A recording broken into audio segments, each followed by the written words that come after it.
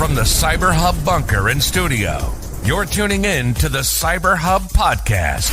And now for your host and CISO, James Azar. Good morning, security gang. Happy Thursday and welcome to another episode of the CyberHub Podcast, June 26th, 2025. I'm James Azar. I'm a Chief Information Security Officer and host of the CyberHub Podcast, episode 935. And boy, do we have an episode for all of y'all today. If you thought Citrix Bleed 1 was kind of bad, Citrix Bleed 2, the sequel, might be like kind of John Wick 1 and John Wick 2. Can you really say which one was better? Can you really pick your favorite sequel? It's not every day in cybersecurity we get sequels. So when we do, we cherish them. We take a moment to reflect upon the greatness of sequels and we talk about them. That's exactly what's on the show today, as well as IntelBroker arrested and a whole bunch of vulnerabilities and things going on Capitol Hill that y'all need to be made aware of. So let's get the show going. I've got my double espresso this morning for everyone tuning in. Yesterday, I think David was having a bourbon barrel aged coffee. That just sounded delicious, like delicious. Coffee cup cheers, y'all. I don't have to make it in espresso capsules though, because I can't drink like just black coffee.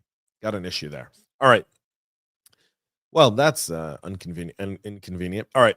So we talked about this on the show yesterday. Well, now we know the full capabilities of it, because yesterday it was kind of like, all right, there's a few vulnerabilities within NetScaler ADC and Gateway within Citrix, but now the industry has reacted after 24 hours, calling it Citrix Bleed 2, because it's very similar to the older exploit that dawned on us nearly 5.5 years ago on the eve of the disease COVID-19. If y'all remember, Citrix Bleed was kind of the thing of early 2020, where like, if the year is starting with this, what's it going to look like? What'd you think? Did you expect all of that? I hope this isn't a preview to anything else. Last time we had Citrix Bleed, we were all locked in our homes for a while. So CVE 2025-5777 is a critical flaw that is caused by an out-of-bounds memory read, allowing unauthenticated attacks to access portions of memory that they should not have access to. The flaw impacts NetScaler devices that are configured as a gateway. So whether that's a VPN virtual server, ICA proxy, clientless VPN, or RDP proxy, or an AAA virtual server. Kevin Beaumont says the flaw echoed the infamous Citrix Bleed vulnerability that's CVE 2023-4966, which was extensively exploited by threat actors, including ransomware and government hacks. Beaumont characterized this Citrix Bleed 2 by stating the flaw could allow attackers to potentially access session tokens, credentials, and other sensitive data from public-facing gateways and virtual servers. So the same security bulletin lists a second high severity flaw that's CVE 2025-5349. That's the NetScaler management interface, exploitable if the attacker has access to the NetScaler management IP, cluster management IP, or local GSLB site IP. To address both, users are recommended to install NetScaler ADC and Gateway 14.1-43.56, 13.1-58.32, and later 13.1-NDCPP or 13.1-37.235 FIBS or 12.1-55328 FIBS. Citrix has not stated whether these flaws are being actively exploited, but I guarantee you they are. It's a 0 day. Whenever there's a 0 day, there's exploits. Just because the vendor doesn't say there are doesn't mean they don't exist. They're there. They're available. We're going to hear all about them. They're going to give us plenty of content on the show for the next several months, but they're there. In other news, and sorry, this is off alignment. I thought I checked this, but I didn't. All right, so IntelBroker, the guy that keeps pushing stuff out, well, his name is now 25-year-old Kai West, who was arrested in France in February, so that's 4 months ago, and is currently awaiting extradition to the United States, where he could face up to 20 years in prison if convicted. The DOJ said West and his co-conspirators tried to sell stolen data for more than $2 million on illicit forums. This indictment has been sealed up until now, but now that it's been unsealed, they say that West infiltrated networks of US-based telecom firms, healthcare providers, ISPs, and more than 40 other victims. He accessed and sold troves of sensitive information, including customer data, corporate marketing materials, and patient health records. In one case, he's accused of offering the healthcare data to thousands of patients, including social security numbers and health plan details. The West allegedly sold the data under the moniker IntelBroker. We've talked about IntelBroker significantly on the show here. Believed to be part of breach forums, a marketplace for leaked databases and hacking tools. French media reported the arrest of several suspected breach forums administrators known as Shiny Hunters, Hollow, Knocked, and Depressed. Authorities connected West to IntelBroker through a controlled purchase of stolen data. They traced a crypto payment to a Coinbase account registered under West's real identity. A search of his Gmail account revealed personal and financial records linking him to the online alias. And according to the indictment, investigators also found that West used the same IP address to log into both his personal account and IntelBroker profiles. Rookie. I'm kidding. I'm joking. So you can obviously see that crime does not pay. You may get some limelight, but eventually you're tracked because eventually you need to spend that money. And so when you spend that money, it always gets traced back to you. That's the case here for Kai West, who is awaiting extradition to these United States. APT 35 targets Israeli tech experts with AI-powered type of spear phishing attacks. The Iranian threat actor group associated with the IRGC is being linked now to a spear phishing campaign targeting journalists, high-profile cybersecurity experts, and even computer science professors in Israel. Checkpoint publishing a report yesterday saying that in some of those campaigns, Israeli technology and cybersecurity professionals were approached by attackers who posed as fictitious assistants to technology executives or researchers through emails and WhatsApp messages. The threat actors directed victims who engaged with them to fake Gmail login pages or Google Meet invitations. The company attributed the activity to Charming Kitten, that's APT 35. The APT has a long history of orchestrating social engineering attack. Checkpoint says that since the onslaught of the 12-day war between Iran and Israel, cyber activities were increased by the Iranians, targeting specific Israeli consumers as well as just normal people within the population. So there's that there as well. Columbia University officials are investigating a potential cybersecurity incident after students reported widespread technology outages and strange images appearing on screens across campus. The school's website and other systems have been intermittently offline since Tuesday morning, and Columbia's officials said the New York NYPD is now involved in the response. Columbia's university's IT system has experienced an outage affecting systems on our Morningside campus, according to a spokesperson from the university. The IT teams have been working to restore services as quickly as possible and have notified law enforcement. No clinical operations at Columbia University Irving Medical Center were impacted by this. And the school website did have an outage there. It's unknown whether this was a cyber attack or not, or if it was just an IT outage there. But either way, that happened there as well. AT&T quickly reaching $177 million settlement between the company and plaintiffs who sued them over the massive data security breach impacting millions of customers last year. The breach resulted in a number of lawsuits that were eventually combined into one single class action lawsuit before Judge Ada Brown of the U.S. District Court for the Northern District of the great state of Texas. The judge scheduled a December 3rd hearing to consider the settlement for final approval. $177 million, folks. No insurance covers that. That's coming out straight EBITDA. The FBI IC3 Center received 859,532 complaints of suspected internet crimes in 2024, with losses exceeding $16 billion. That's just what's reported, folks. So you obviously see what's happening here with the AT&T settlement. The proposed settlement includes $149 million to resolve a set of class action claims related to the breach. The remaining $28 million is for class members impacted by a separate AT&T data breach disclosed. And again, ambulance chasers, right? The people who are going to make the most money out of this will be the lawyers, not anyone else. The lawyers. I'm going to explain something to you. I don't understand what PII is anymore, and I think we need to redefine PII. Before the internet, we had phone booth. Y'all remember phone booth? If you're young, let me know. We had a phone booth. In every phone booth in America, and in every business in America, had something called the Yellow Pages. And you know what the Yellow Pages had? Your name, your address, and your phone number. Readily available. There was no breach then. So my question is, if that information is and always has been readily available, why is it PII now? Social security numbers, I get. Driver's license numbers, I get. Healthcare information, I get. But name, email, phone number, address, spare us. Really spare us. Like, let's approach this realistically. We had the Yellow Pages.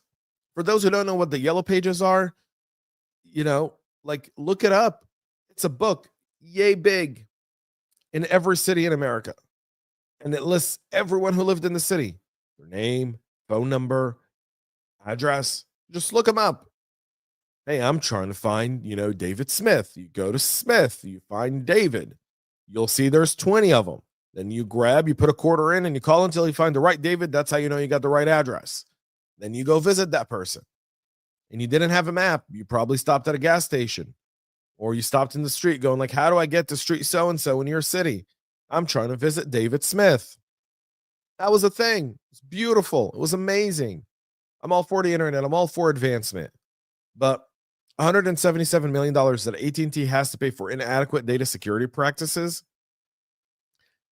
of information that 90% of it was already public, is public record, was in a phone book, is in a phone book somewhere.